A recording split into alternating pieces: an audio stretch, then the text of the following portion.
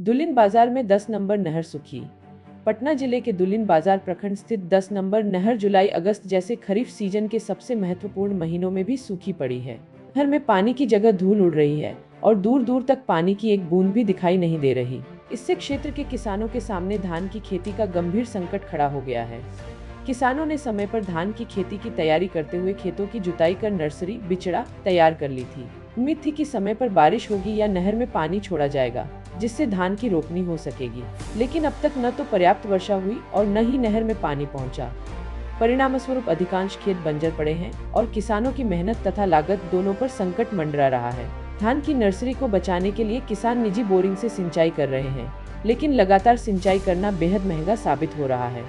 जिन किसानों के पास बोरिंग की सुविधा नहीं है, वे पूरी तरह असहाय हैं।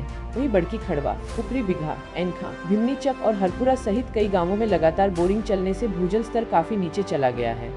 इसका असर पेयजल पर भी पड़ा है। कई चापाकल सूख चुके हैं, जबकि जो चल रहे हैं उनका पानी भी पर्याप्त नहीं निकल रहा। कृषि विभाग के अनुमान के अनुसार अब तक दुलिन बाजार प्रखंड की केवल 30% कृषि भूमि पर ही धान की रोपनी हो सकी है।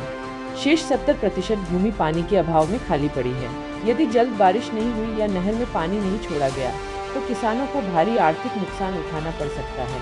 फिर गांव के किसान कमल किशोर शर्मा ने कहा कि कभी धान का कटोरा कहलाने वाला दुलिन बाजार क्षेत्र आज अपनी पहचान खोता जा रहा है। उनका आरोप है कि 10 नंबर नहर में वर्षों से गाद जमी हुई है, जिसके कारण पानी का प्रवाह बाधित है। कई सरकारें आईं और गईं, लेकिन नहर की सफाई और मरम्मत की दिशा में कोई ठोस पहल नहीं हुई।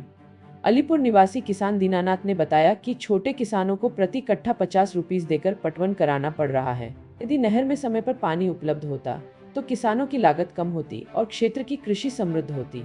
उन्होंने जनप्रतिनिधियों और प्रशासन से नहर की अविलंब सफाई, पानी की आपूर्ति तथा किसानों के लिए राहत उपाय लागू करने की मांग की है। अंकित राज, नीट 24 न्यूज, पटना। पूरी खबर देखने के लिए नीट 24 न्यूज को सब्सक्राइब करें।